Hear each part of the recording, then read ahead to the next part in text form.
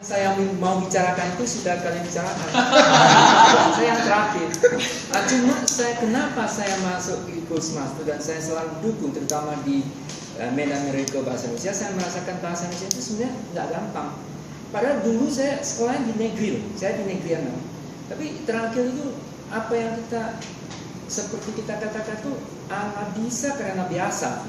Nah, itu seperti Inggris katakan practice make perfect lah. Jadi kita mesti selalu berlatih diri dan kita bisa mencapai kesempurnaan.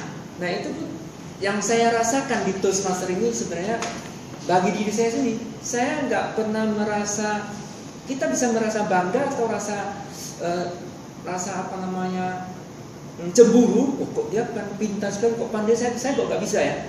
Tapi bagi diri saya selama ini perkembangan saya diri meningkat. Saya tahu dari mana? Dari tahu teman, loh, kamu udah maju. Padahal saya sih nggak tahu.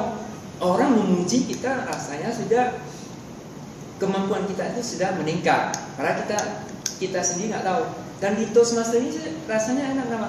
Saya bergabung di Toastmaster ini, lantaran saya rasakan apa saya yang kurang ini, saya belajar di sini dan saya melupakan diri. Artinya saya bergabung dengan anak-anak muda sehingga saya tetap muda, saya tetap bisa belajar. Jadi saya nggak tahu. Jadi dari sekian lama yang kita pernah ikuti Toastmaster, sebenarnya ada 4 tipe manusia. Kenapa kita bergabung di Toastmaster? Jadi saya lihat kemungkinan saya di dalam satu itu, ya saya pelajari kebanyakan yang bergabung di Toastmaster itu kalau kita presentasinya banyak itu guru, kebanyakan guru. Kemungkinan dia guru les bahasa itu atau guru ini, kebanyakan guru lah dari kalangan edukasi, itu pertama. Dan ada yang mencari jaringan, teman-teman di sini, untuk apa namanya networkingnya lah supaya banyak ya. Ada yang merasa fun, dia suka ya kenikmatan terus mendengar cerita, dapat makan enak. Ada yang betul-betul mau belajar bahasa Inggris atau bahasa Mandarin atau bahasa Indonesia. Nah, itu betul-betul belajar. Nah, disitulah dulu bekas presiden kami itu dia pelajari dan dia ikuti selera itu memberikan apa yang diperlukan.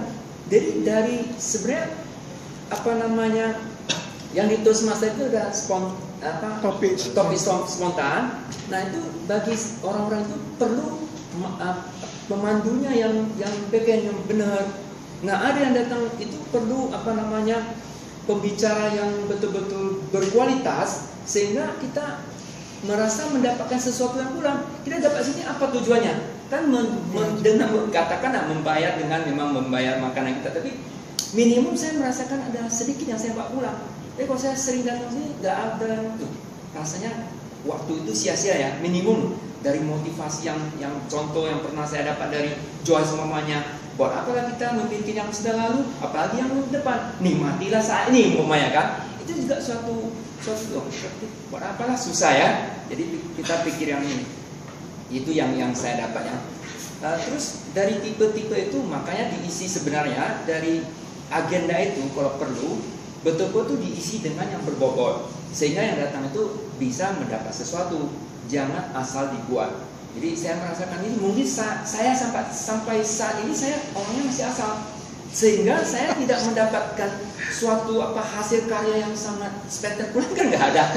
Tapi ya mungkin anak-anak 3 lah spektakuler itu aja kan. Tapi di dalam Toastmaster itu betul saya rasakan ya, jangan di Toastmaster, di kehidupan ini kita betul sungguh-sungguh.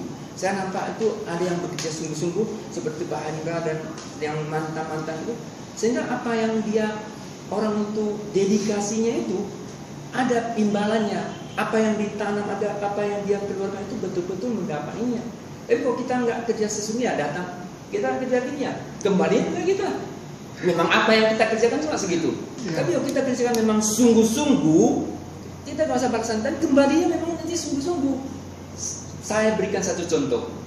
Kita punya mata, semua punya mata, semua punya pandangan, semua punya bisa melihat. Tapi coba Anda, seberapa detailing orang kita yang punya misi, punya visi. Gak ada orang yang punya visi. Oh, yang visi belum tentu kita lihat itu. Saya suka di Toastmaster itu sebenarnya yang paling saya suka itu ada sesi jenaka, tapi banyak yang sudah dihilangkan. Nah, contoh jenaka itu kasih motivasi seperti saya katakan visi. Ada 2 ekor katanya, 2 ekor serigala. Kalau kita lepaskan di padang hijau, yang satu melihat, wah, mati kelaparan saya di sini.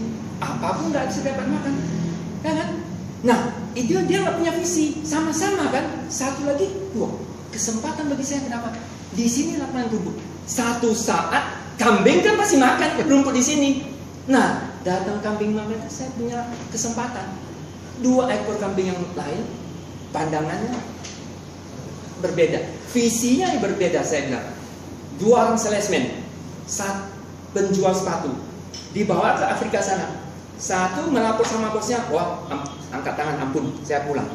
Semua nggak pakai sepatu, miskin kali. Mana ada di mana kita punya masa depan di situ? Nah, satu ke sana, di situ nggak kita mesti ke sana. Kenapa? Belum tahu orang itu pakai sepatu, bakal semua pakai sepatu. Di situ masa kita bang. Nah, itu disitulah perbedaan manusia, punya mata tapi visi belum tentu. Pandangan. Satu lagi, kita punya pikiran. Kita punya pikiran, bisa pikir, tapi seperti tadi kan, misinya belum tentu kita dapat. Nah, saya harapkan bagi kita yang muda-muda itu, dengan melaluinya dari Toastmaster ini, binalah betul-betul sungguh-sungguh kita dapatkan visi apa yang kalian mau, misi kalian apa. Buatlah suatu, beranilah kalian bermimpi untuk mencapai visi misi itu melalui Toastmaster. Itu pesan dan kesan saya. Dan tak lupa selamat ulang tahun buat Toastmaster.